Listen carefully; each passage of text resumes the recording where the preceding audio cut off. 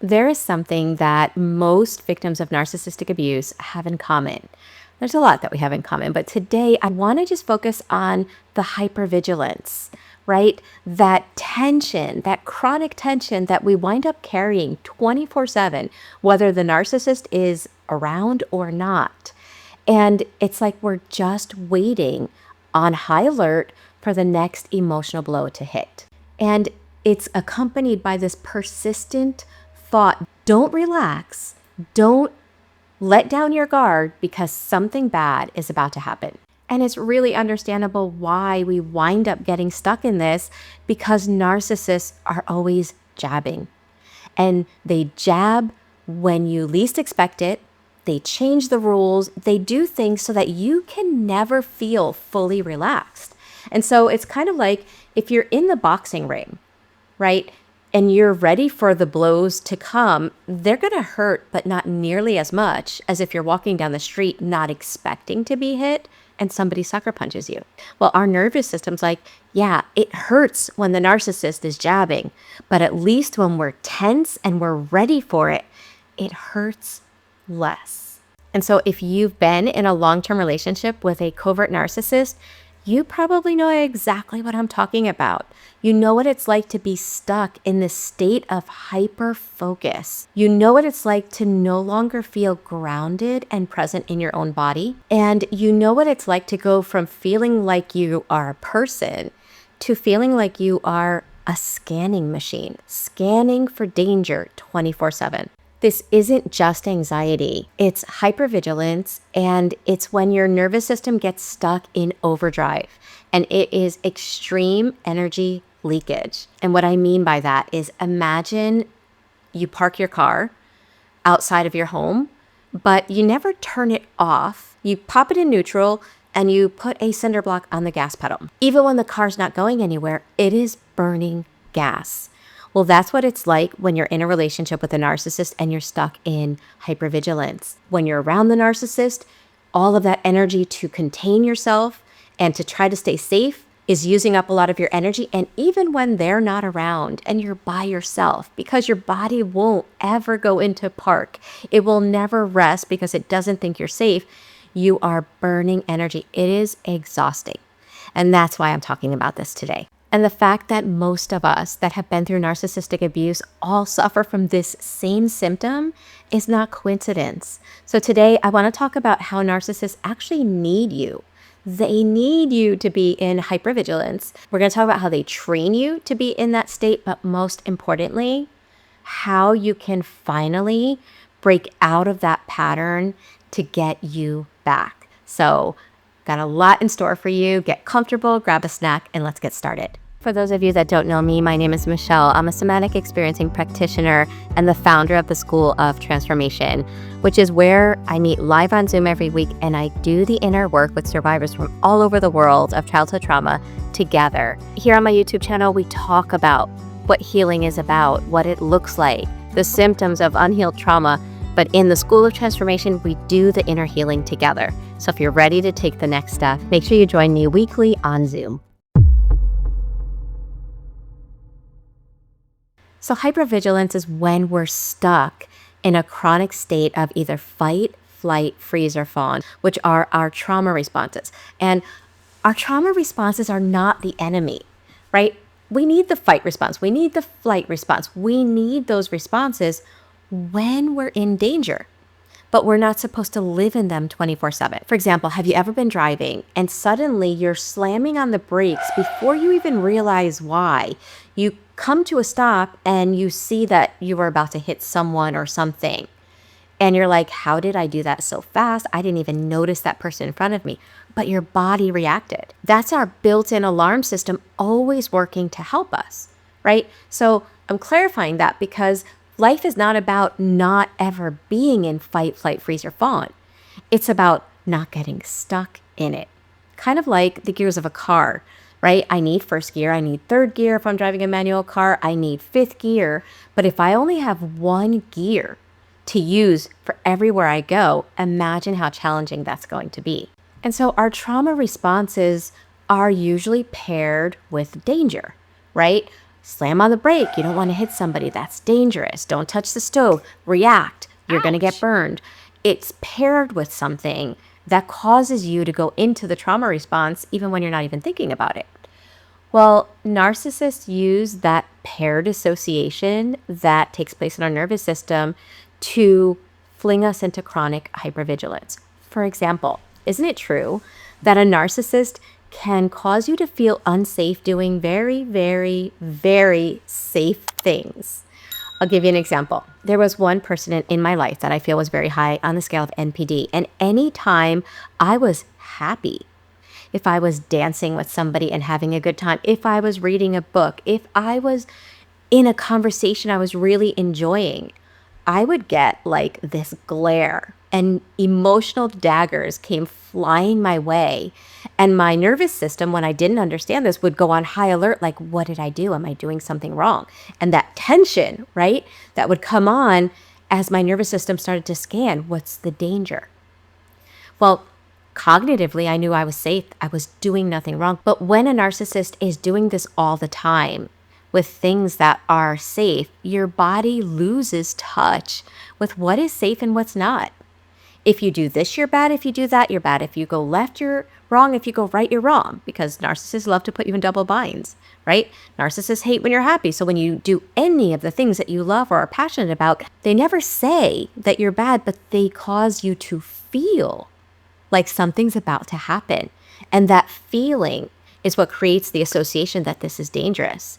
And so before you know it, like your world is getting smaller and smaller, going from things that were easy and fun for you to do to things that you can't even contemplate trying to do anymore.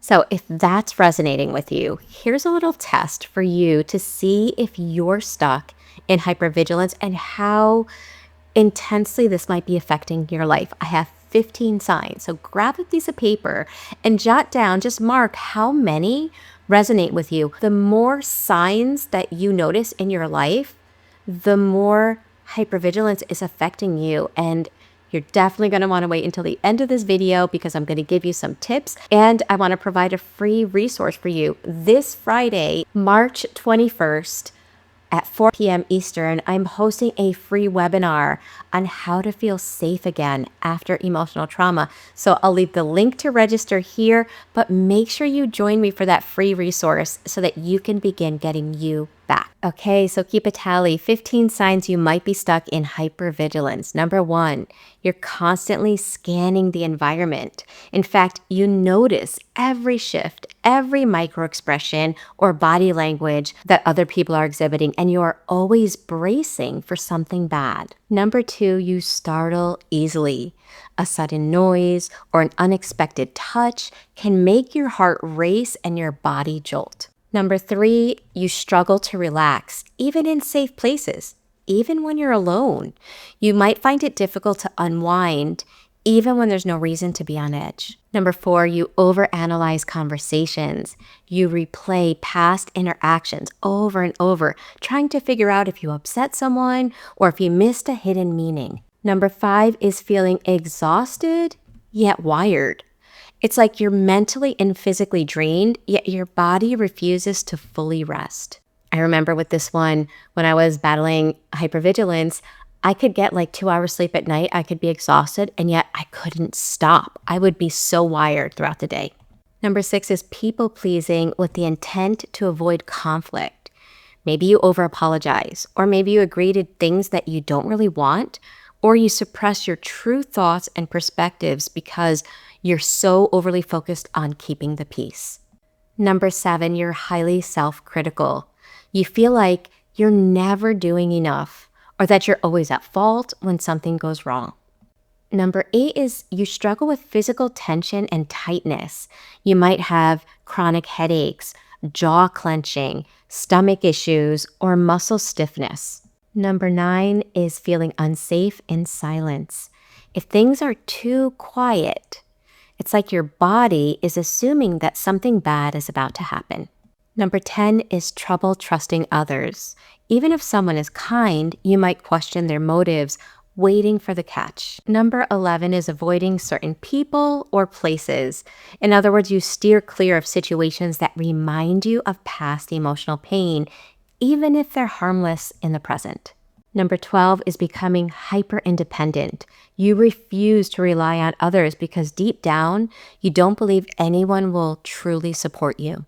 Number 13 is feeling responsible for other people's emotions. You take on the stress of other people, believing it's your job to fix their moods, or it's your job to make sure that they're never upset or angry or disappointed. Number 14 is obsessing and over-planning over details. You feel a strong need to control every single outcome in a desperate attempt to prevent anything from going wrong. And number 15, you might feel numb or disconnected.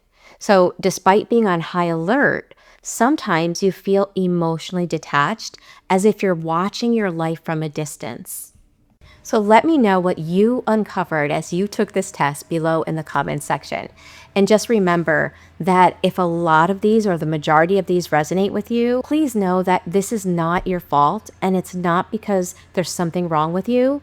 It's because your body has had to adapt in order to survive the chaos, the manipulation, and the abuse.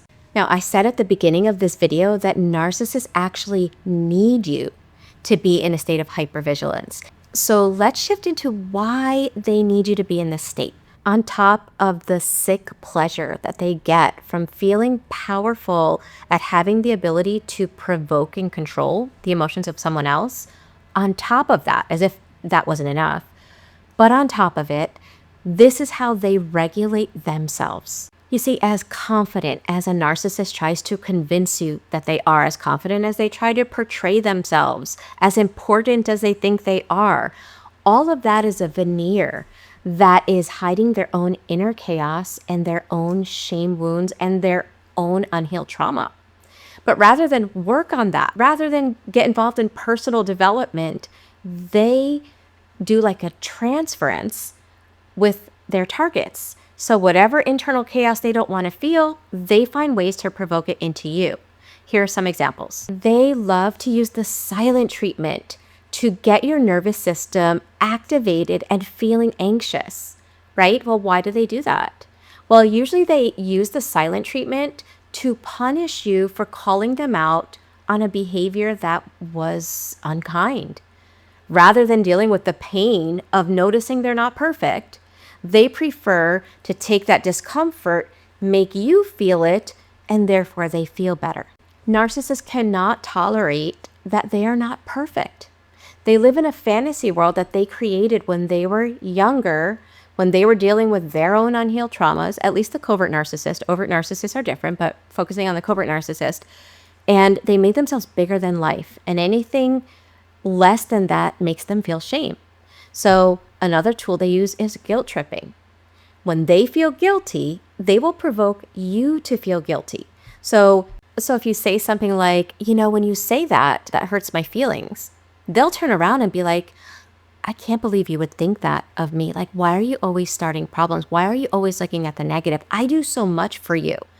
They completely make you feel the guilt that is unprocessed in them and that they refuse to notice and work on. Seeing you exhibit genuine confidence only causes them to notice that their confidence is a facade. And so rather than building up their confidence, they use passive-aggressive comments to chip away at your confidence, because as yours gets lower, it allows theirs to get higher. And then another way they keep you in that state of anxiety is by their love bombing deprivation.